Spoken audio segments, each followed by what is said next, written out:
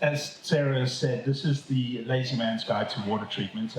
Water treatment can be a pretty complex subject, and it can put people off actually tackling it. And I think a lot of home brewers and a lot of professional brewers don't really approach water treatment correctly. So I thought I'd try and make it simple. Yeah? Is there a clicker? Yeah, okay, let's see if this works. Yeah. Okay, so water treatment, why do we do it? And the obvious answer is because we want to make good tasting beer. And how we achieve that is by creating good conditions during each step of the process so that we get the most out of our ingredients. So we want a nice, efficient mash, we want a good boil, and we want nice, vigorous fermentation. And water chemistry helps you to achieve all of that. The other reason why we're going to treat our water is because it's not just H2O.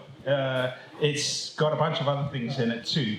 And all of those things can have an impact on the reactions through each step of the process and on the final flavor of the beer. So calcium, magnesium, sodium, bicarbonate, chloride, and sulfate.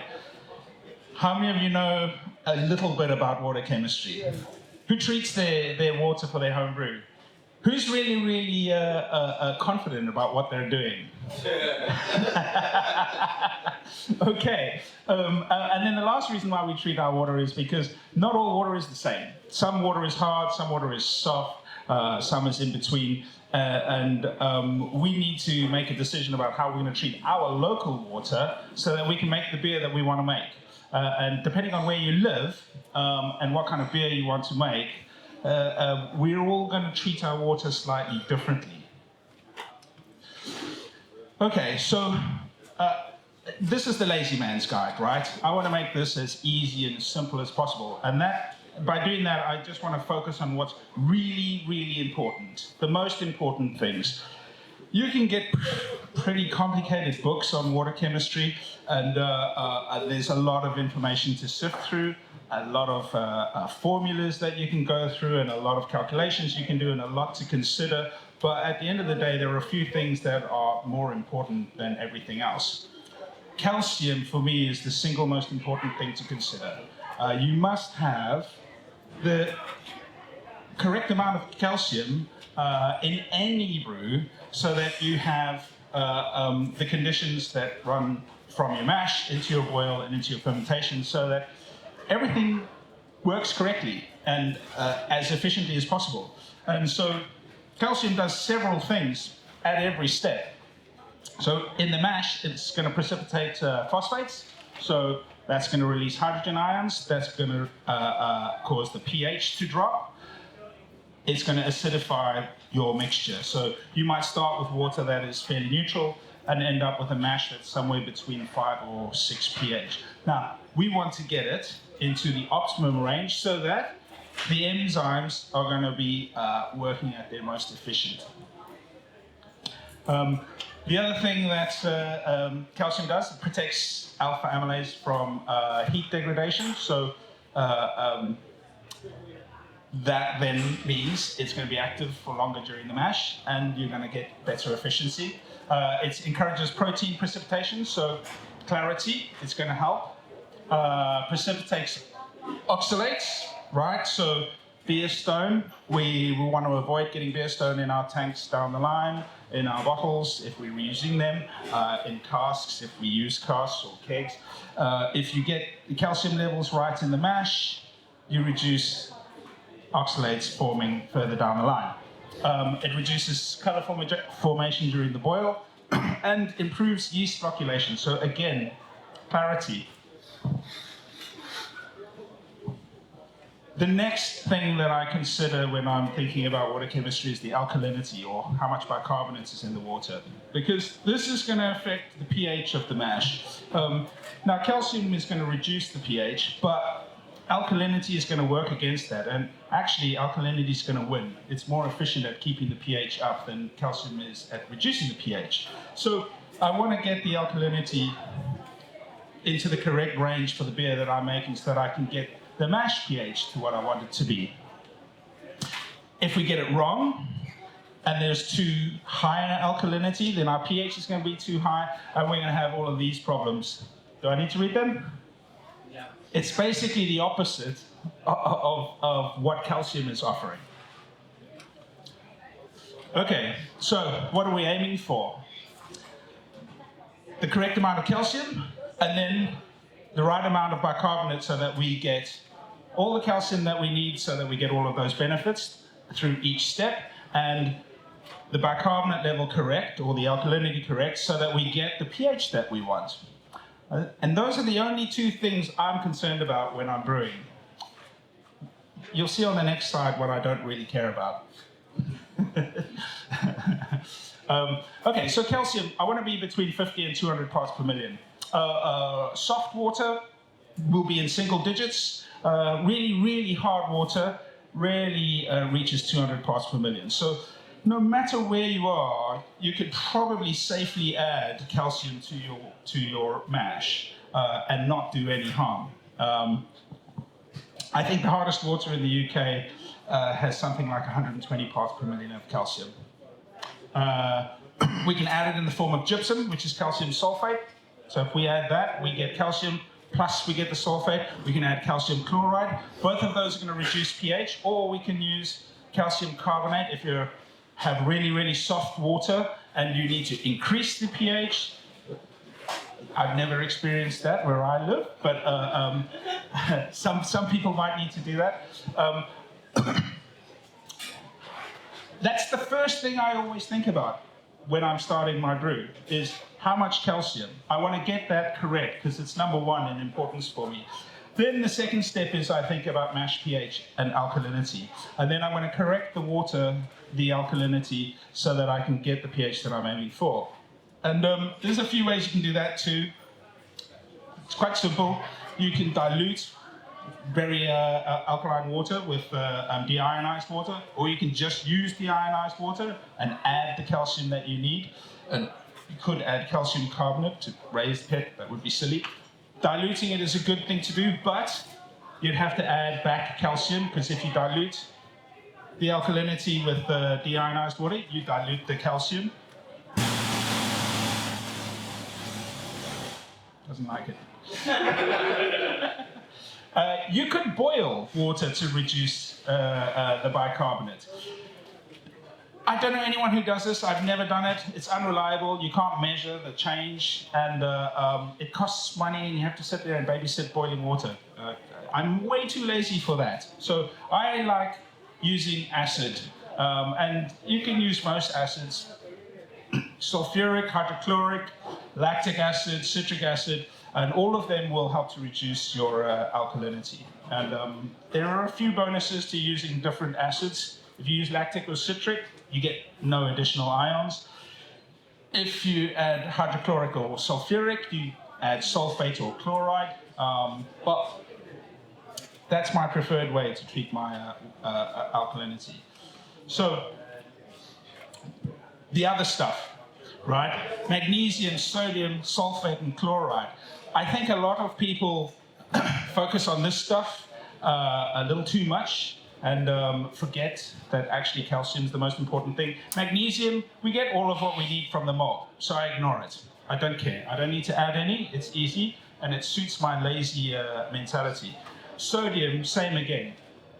I don't need to add it. There's usually some in the water already, and we don't really need to add any. And then sulfate and chloride, a lot of people like to talk about the sulfate to chloride ratio and the bitterness or the fullness and sweetness. You can do that, but when I do that, it's just a byproduct of the calcium that I'm adding, right? Because for me, calcium is the most important thing. So the last thing is, how do I do it when I'm at home? So my water is hard. The first thing I do, calculate how much calcium I need. Now there's a lot of ways you can do this. You can get formulas out of books, sit down and write it on a piece of paper. I've done that. You can make your own spreadsheet. I've done that too. or you can just go online and use any one of the calculators that's available. If you're really keen, you can use one of these 7-page spreadsheets that are available online. But really, they're too complicated. I like the most simple thing, and I'm just going to go for calcium. And because the range of calcium that I'm aiming for is between 50 and 200, I'm not really too concerned about accuracy either. As long as I get somewhere between that, I'm happy. So if I calculate that I need 13 grams, I'm just going to work it out to the nearest teaspoon and add that. And then I'm going to keep that in my records, and that's what I use for all of my brews. The next step is the alkalinity. Again, I'll use one of these calculators, work out what I need, add the acid that the calculator tells me to use, or what I've calculated on paper, and then I go ahead and brew. And that's the last time I do any calculations, because my brain is lazy. It's for thinking about beer and sports and love and music and not numbers and chemistry. So I'm going to limit myself to that one calculation. I'm going to brew the beer, and I'm going to take measurements all the way through the process. I'm going to measure the pH, right? And then I'm going to taste the beer and see what it tastes like at the end. And I'm going to take note of the things that I wanted to happen from adding calcium. So, did I get good efficiency in the mash? Did I get good clarity at the end in the beer? Did I get good precipitation in the boil? And was my mash pH in the range that I was aiming for? And if anything's not quite right, then I'm just gonna, the next time I brew, I'm just gonna adjust the amount of what I've used. I'm not going back and doing any calculations. So if the pH of my mash was a little too high, I'm adding a little bit more acid to the water the next time I brew that type of beer. If the pH was a little too low, I'm just adding a little less acid the next time I brew, and I'm writing it in the notes, because I want to sit next to my homebrew kit and drink beer and have a good time. I don't really care about sitting there doing calculations, so I stick to just the one. Now, I think the takeaway for you, and what the point I'm trying to get at, is this can be really simple if you focus on just the two most important things. Make sure you have the amount of calcium that you need for your process, and try to get your mash pH correct. If you do those two things, everything else falls into place, almost by magic. And it makes water chemistry very, very easy. And if you just do the single calculation at the beginning, you can then just through trial and error make small changes and get your beer to taste really, really good. I don't like going back and thinking about calculations. I drink the beer, and if it tastes great, then I'm happy. If I need to make changes from the measurements and the beer's not tasting quite right, then I will just add a little bit more or a little bit less. That's it. I like the lazy method. And I think I might be out of time. Does anyone want to ask any questions? Go for it. So, as a baseline for your starting point, how accurate is the water reports you can get from your water board, or the stuff on the side of the supermarket boards? Yes. How accurate are they? They are way more accurate than you actually need them to be. Yes, they don't actually have to be that accurate. The way I like to do it is I just have a test kit for testing for alkalinity. You can use a fish tank, like method, or I use the Palin test. There's little tablets. You just put it in the water. Do it every time. It's only accurate to 20 ppm, so not very accurate at all. But it's good enough, because I'm not too worried about the accuracy. I just want a head start. I'm going to use the measurements on my brew day to then fine-tune my recipes. All of the calculation and the water report, I don't care how accurate it is, to be honest. It's just a start. I want to get as close to good as I can, and then I'm going to use my sensors and my measurements to fine tune and get it perfect. Anybody else? Yeah. I live in Scotland, so I've got really, really soft water. Yes. What do you do to sort of correct that or add a water style? Okay, so calcium carbonate. Yeah. Yeah, you can add that because what you want to do is you want to raise the alkalinity. If your water is really, really soft, when you mash, you are going to end up with too much of a pH drop. And bicarbonate is really, really good at counteracting that. So calcium carbonate is what you want to use. Okay. It's quite simple. Yeah, and that's what you want, is calcium and your alkalinity. And it takes care of both. What's your thoughts on using Camden tablets to get rid of chloramine?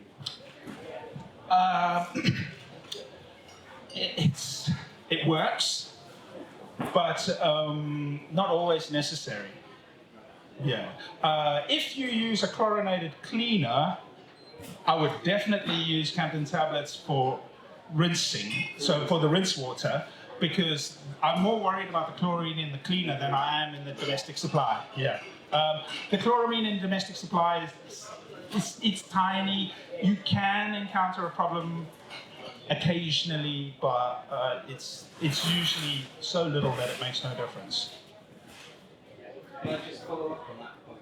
When we get it at competition with clove and craft flavours, it's always counted on using chlorinated cleaner, not rinsing properly. Yeah, it is. It's same for me. Every time I've encountered that problem, chlorophenols, it's from the cleaner, not the water. Yeah, yeah. And the best solution is just run through a rinse with clean water. But if you really want to be sure about it, a Camden tablet, if you use chlorinated cleaner, put a Camden tablet in your rinse water and it'll take care of it. With your additions, you're making them Yes. at the HLT stage. You're not like putting some in the HLT, some in mash, some in the boil. That's a good, really, really good Because, question. Like, yeah, I've seen like different things that people say. Like you get the mash and then then you get it into the boiler and then you can put other bits in and that can change it for making particular styles of beer. Okay, it's an excellent question, and there's two parts to that. So always add the acid to the HLT, and always before I heat the water, because when you heat the water, what happens is, if there's any calcium in the water, you form scale. If you've got acid in your water, that calcium will stay in solution. It'll stop it from forming scale. Yeah.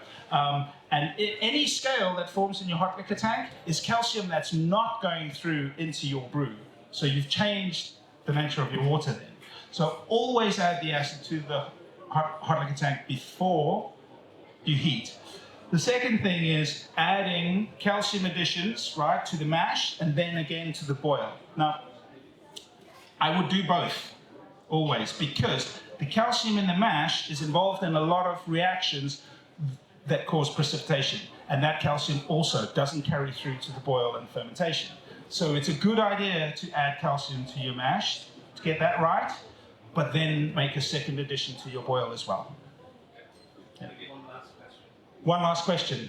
Who wants to go for it? Cool. Thank you very much. Making it easy.